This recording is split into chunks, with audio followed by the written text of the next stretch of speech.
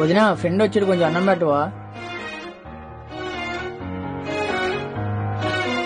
అదేంటి వదిన అలా ఇచ్చేసు?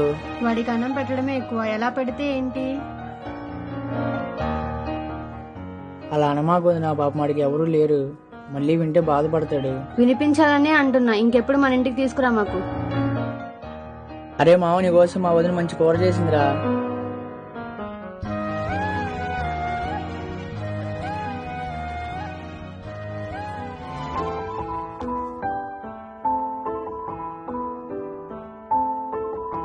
నువ్వేం బాధపడమాకరా మావా, నీకు నేనున్నాగా, తినరా.